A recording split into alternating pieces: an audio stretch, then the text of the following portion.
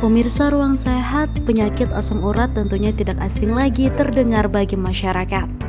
Penyakit asam urat atau gout merupakan kondisi yang bisa menyebabkan gejala nyeri yang tak tertahankan, pembengkakan, serta adanya rasa panas di area persendian. Semua sendi di tubuh beresiko terkena asam urat, tetapi sendi yang paling sering terserang adalah jari tangan, lutut, pergelangan kaki, dan jari kaki.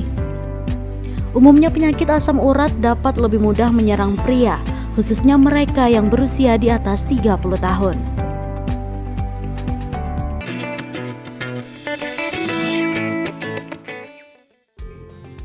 Assalamualaikum warahmatullahi wabarakatuh pemirsa, senang sekali saya Nova Arianti dapat kembali hadir untuk menjumpai Anda dalam program Ruang Sehat, ruang seputar informasi kesehatan. Di Ruang Sehat kali ini kita membahas mengenai kenali bahaya asam urat, ciri-ciri asam urat, dan bagaimana cara penanganannya. Untuk membahas hal ini, di studio saya sudah bersama dengan narasumber kita, yakni ada Dr. Nindya Susiarini selaku dokter umum. Halo dok, gimana kabarnya hari ini nih dok? Alhamdulillah sehat luar biasa. Mbak Nova gimana kabarnya? Alhamdulillah juga baik dok. Langsung saja ya. Siap. Berbicara mengenai asam urat tentunya tidak asing terdengar di telinga masyarakat karena sedikit saja nyeri di persendian diperkirakan asam urat seperti itu. Sebenarnya nih dok, asam urat pengertiannya itu apa sih dok? Asam urat ya Mbak ya. Oke, asam urat itu sebenarnya adalah suatu senyawa atau zat di dalam tubuh manusia. Nah sebenarnya itu normal pada batas tertentu karena dia merupakan suatu produk atau hasil metabolisme olahan purin ya. Dimana purin itu sumbernya dari salah satunya dari bahan makanan yang kita konsumsi. Jadi asam urat itu memang diproduksi atau di metabolisme normal adanya. Nah yang mungkin dimaksud oleh Mbak Nova tadi mungkin penyakit asam urat atau orang mungkin menyebutnya rematik, sering menyebut seperti itu, atau kalau kami dari dunia kedokteran menyebutnya sebagai arthritis gout, dimana kalau penyakit asam urat atau arthritis gout itu adalah suatu nyeri sendi yang akut, sakit luar biasa, biasanya terjadi pada tempat-tempat tertentu yang memang biasanya khusus untuk atau khas pada penyakit rematik asam urat ini. Baik, artinya asam urat ini ada di setiap manusia. Benar, seperti itu ya? Benar sekali Mbak. Oke, sebenarnya kenapa seseorang ini bisa terkena asam urat dok? Ada faktor resikonya kah? Oke, faktor resiko asam urat sehingga seseorang bisa terkena asam urat ya Mbak ya? Iya. Terkena penyakit ya, karena kalau asam urat sebenarnya semua orang ada penyakit ya? Penyakit asam urat. Ada beberapa faktor resiko yang menyebabkan seseorang menjadi terkena penyakit asam urat. Salah satunya adalah faktor genetik atau ibaratkan termasuk bawaan ya, keturunan ya. Ada orang-orang tertentu yang di keluarganya memang rentan terkena asam urat. Biasanya pada umumnya asam urat itu pada orang-orang yang sudah usia lanjut, tapi kalau ada faktor genetik tadi bahkan pada usia muda pun dia sudah bisa terserang. Jadi tadi salah satunya faktor genetik. Kemudian faktor selanjutnya adalah faktor kegemukan atau obesitas. Kayaknya kan sekarang banyak ya orang mengalami kegemukan atau obesitas, itu juga salah satunya. Kemudian tadi disinggung karena asam urat tadi merupakan olahan atau hasil metabolisme purin, faktor selanjutnya menjadi faktor penyebab yaitu kalau kita makan terlalu berlebihan yang mengandung purin, itu juga bisa. Kemudian juga kalau kita sering atau kebiasaan mengkonsumsi alkohol itu juga merupakan faktor resiko. Jadi ada beberapa faktor resiko yang memang harus kita hindari kalau bisa kita hindari, kecuali genetik tadi ya Mbak ya. Oke, benar. Dok, adakah ciri-ciri jika orang terkena penyakit asam urat dok? Ciri-ciri? Iya.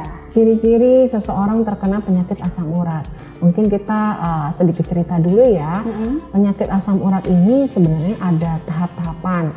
Ada tahap-tahapan. Yang pertama adalah tahapan di mana kadar asam urat di dalam tubuh sudah melebihi batas normal, tapi seseorang itu belum ada gejala sama sekali, dia tidak mengeluhkan keluhan apapun, atau kita sebut sebagai hiperurisemia. Ya, jadi uri itu kan asam urat, kemudian hiper itu tinggi, jadi hiperurisemia di mana kadar asam urat melebihi batas normal, tapi tanpa gejala. Itu tahap yang pertama. Kemudian karena mungkin seseorang itu tidak merasakan keluhan, dia juga jarang melakukan pemeriksaan, medical check up gitu, dia nggak tahu, dan itu berlangsung selama bertahun-tahun, berkepanjangan, sehingga terjadilah endapan asam urat atau endapan kristal monosodium urat di persendian.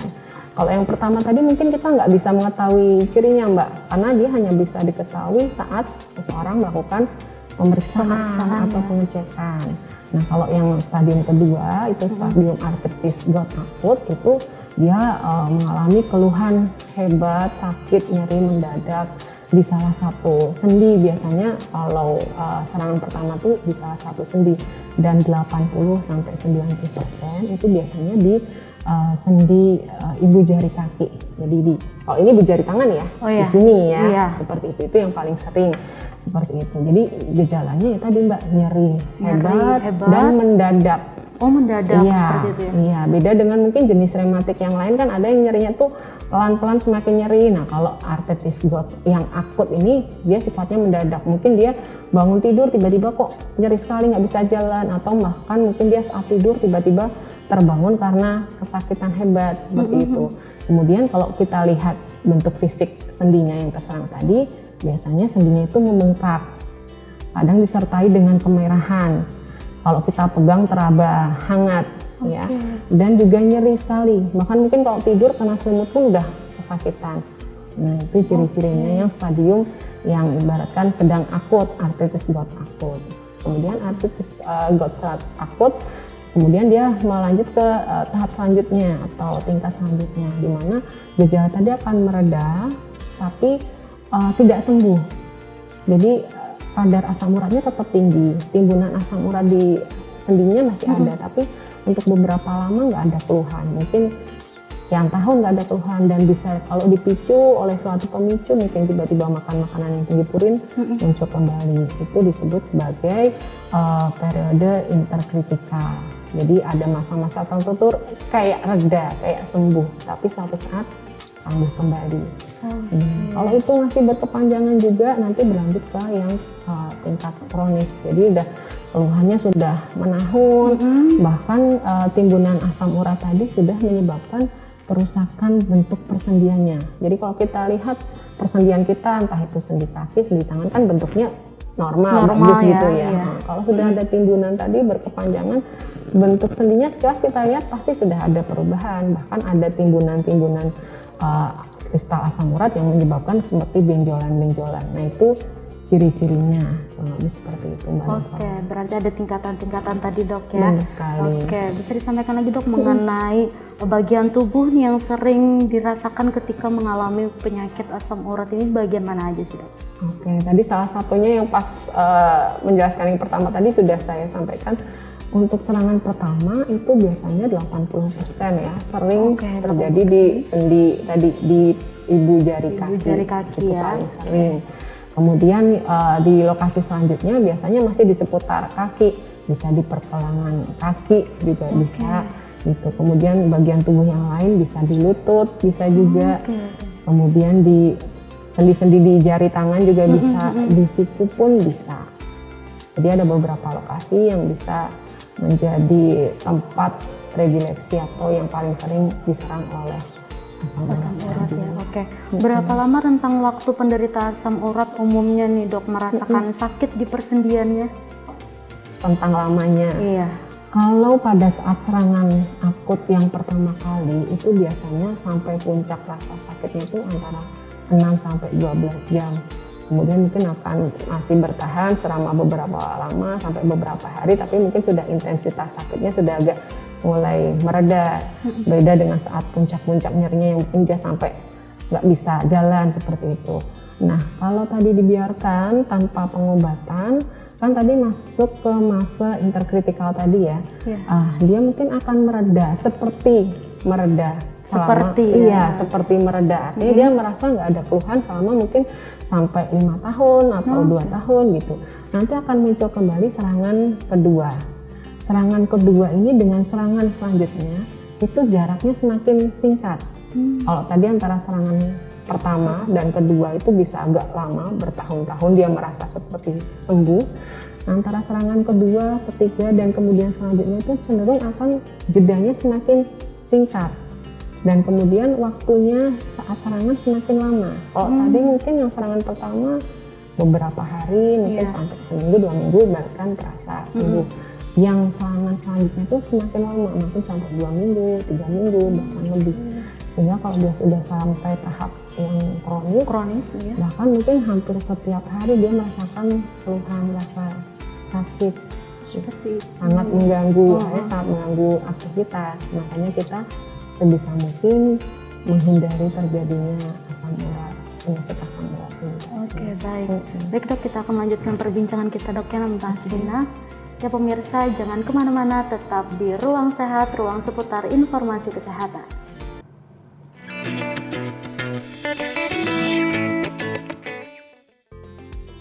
Pemirsa, Anda masih di Ruang Sehat, ruang seputar informasi kesehatan. Nah, di sini saya juga masih bersama dengan narasumber kita, yakni ada Dr. Nindya.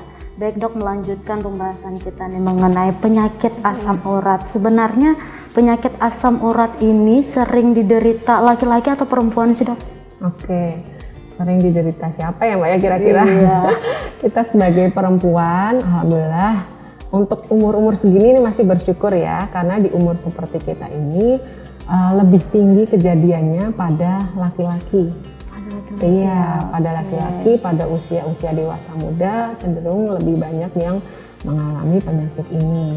Kenapa pada wanita lebih terlindungi atau lebih sedikit kasusnya? Karena di masa-masa kayak kita ini masih ada kandungan hormon estrogen. Gitu. Jadi kalau masa-masanya sekitar dewasa muda 30, 40 itu masih banyak laki-laki. Laki-laki akan mencapai puncaknya kemungkinan menderita penyakit asam urat ini sekitar 40 sampai 60 tahun. Nah, kalau wanita karena pengaruh hormon estrogen tadi yang semakin lama kan semakin berkurang, pada masa menopause disitulah kita mulai nanti akan banyak kasusnya biasanya pada wanita itu setelah masa menopause mungkin sekitar 50-60 tahun. Nah, kalau pada wanita biasanya mencapai puncaknya tuh di sekitar umur 70-80. Jadi itu yang akan banyak kasus-kasusnya seperti itu. Oke, kalau anak muda bisa nggak kemungkinan dok? Anak muda bisa sekali Mbak, karena tadi di atas sudah kita singgung ada faktor genetik. Faktor genetik tadi. Kita harus sangat waspada kalau misalnya kan tadi kecenderungannya pada laki-laki di usia kayak 40-an. Misalnya terjadi anak muda dengan gejala khas ke arah asam urat tapi usianya masih mungkin kurang dari 40 bahkan mungkin kurang dari 30. Kita harus mempertimbangkan adakah kemungkinan faktor genetik, bisa jadi di bawah usia 40-an karena dia ada faktor genetik. Dari riwayat keluarganya mungkin memang ada. Di segmen pertama tadi dokter juga sudah membahas mengenai bahwa asam urat ini normal dialami oleh setiap manusia seperti itu ya. Nah, kadar normal asam urat itu sebenarnya berapa sih dok? Kalau untuk laki-laki batas normalnya dikatakan normal bila di bawah 7. Di atas 7 itu sudah termasuk tinggi untuk laki-laki. Untuk perempuan batasnya 6 Mbak. Jadi kalau di atas 6 pada wanita sudah dikatakan tinggi. Tapi mungkin kalau secara umum kita katakan di atas 6,8 lah. Itu berarti sudah tinggi asam uratnya dan perlu perhatian bagaimana penanganan selanjutnya.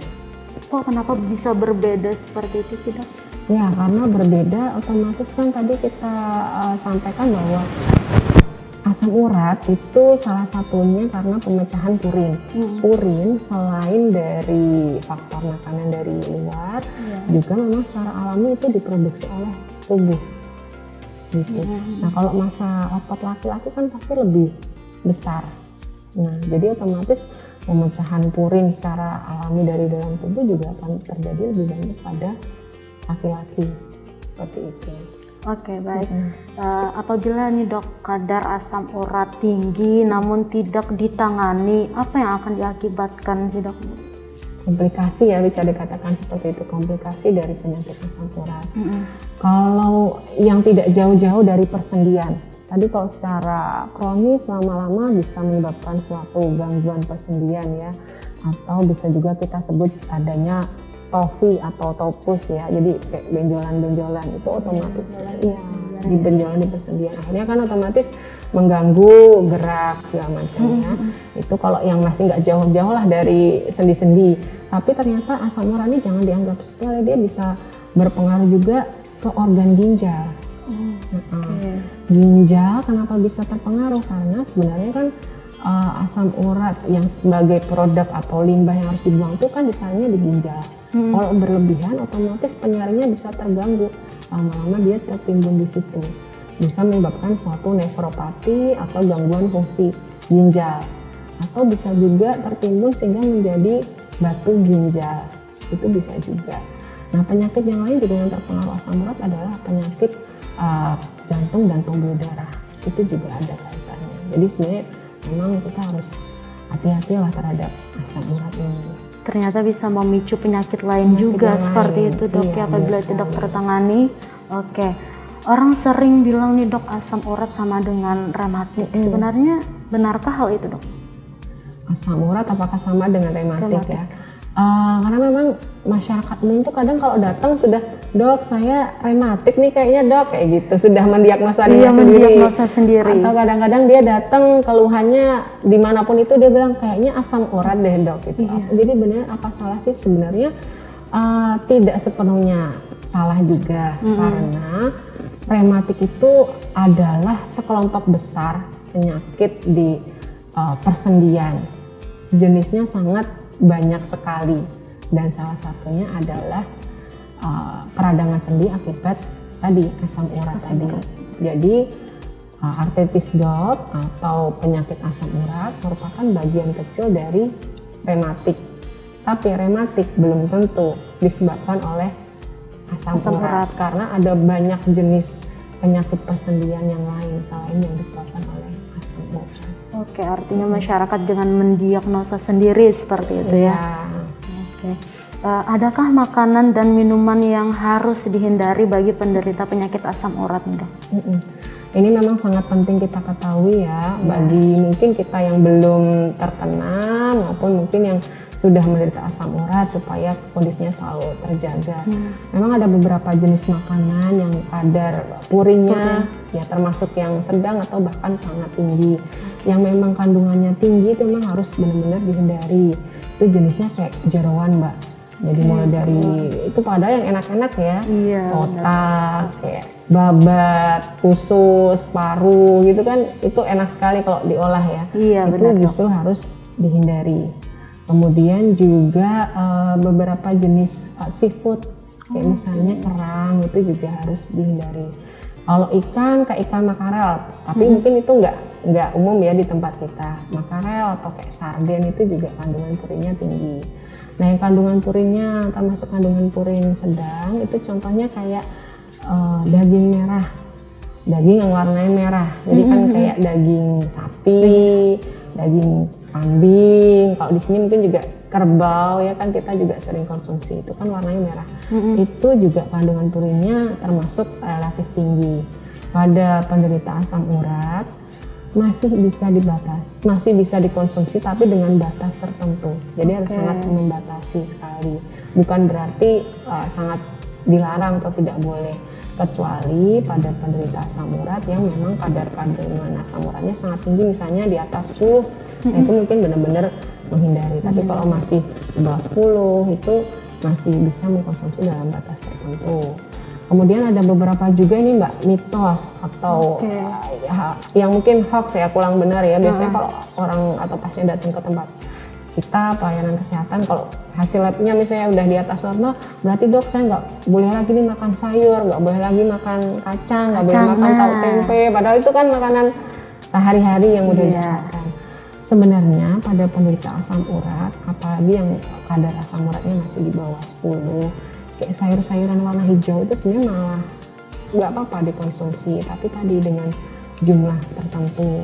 Jadi kayak bayam, kangkung, itu kan kita paling makan juga porsinya sudah memang ya paling nggak mungkin lah kita makan lebih dari semangkok kan standarnya gitu. Nah mungkin yang harus hati-hati kayak kacang-kacangan. Ya. Sebenarnya masih boleh dalam jumlah tertentu. Yang harus diwaspadai ini kadang kita nggak bisa ngerem, Mbak. Apalagi kalau makan kacang sambil nonton sepak bola atau kayak kita mungkin nonton drama Korea, nah itu nggak sadar tahu-tahu stoples. Nah itu yang sebenarnya batas Yang bahaya jumlahnya ini yang harus dibatasi. Atau kayak emping ninjo itu kan enak banget ya, apalagi habis lebaran kemarin itu udah Iya, benar makan. banget, Dok.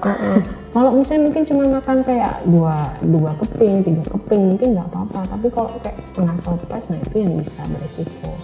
Nah kemudian kalau dari minum-minuman tadi minuman yang mengandung alkohol itu memang sangat harus dihindari sekali.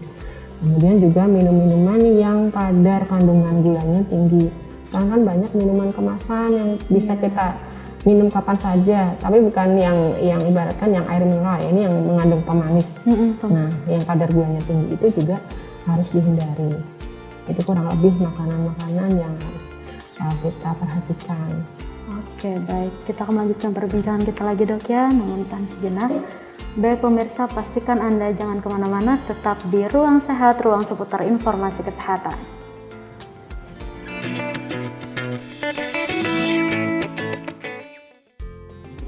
Ya pemirsa, Anda masih di Ruang Sehat, ruang seputar informasi kesehatan. Melanjutkan perbincangan kita nih, Dok, mengenai penyakit asam urat. Tadi di segmen sebelumnya, dokter sudah membahas mengenai makanan dan minuman yang harus dihindari bagi penderita penyakit asam urat. Nah, selain itu adakah makanan dan minuman nih yang bisa dikonsumsi bagi penderita, Dok? Oke, kalau minuman otomatis air putih itu harus dikonsumsi dalam jumlah yang cukup ya, minimal 2 liter sehari. Kalau tidak ada kondisi penyakit yang lain tentunya ya, air putih itu harus konsumsi cukup. Kemudian kalau tadi sayuran, kalau memang misalnya seseorang sudah menderita asam urat, harus menghindari jenis-jenis sayuran tertentu, mengurangi jumlahnya, jangan sampai tidak mengkonsumsi sayuran sama sekali. Karena seringnya yang akhirnya ke tempat kami periksa, otomatis dia ditanyain makan apa Bu, saya nggak pernah makan sayur sama sekali. Padahal selain jenis sayuran yang berwarna hijau, banyak jenis sayuran yang lain, kayak misalnya wortel kan selain warna hijau, kemudian kayak sawi putih, robak, kemudian juga ada terong. Jadi masih banyak alternatifnya, seandainya harus mengurangi jumlah sayur-sayuran yang berwarna hijau pada kandungan asam urat tertentu. Nah, jadi jangan sampai tidak makan sayur, karena sayur itu sebenarnya malah sangat bagus untuk kesehatan. Karena untuk kita menurunkan berat badan, karena faktor tadi kan penyebabnya kelebihan berat badan, untuk mengurangi obesitas.